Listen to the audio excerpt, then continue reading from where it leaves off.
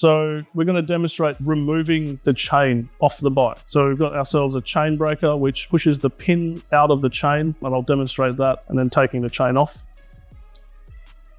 So we just start at the bottom, just in the middle somewhere, push any of the links into that little slot, like so, push it up, and then slowly wind this lever into the pin.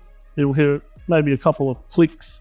Sometimes these can be quite tight. There's one click, then you just push the pin all the way out until you can see that pin physically fall out of the chain like that. Then we back it off, back the chain off, and then it should just undo itself. Put that down, and we just carefully pull the chain from the back all the way through till the chain is off the bike.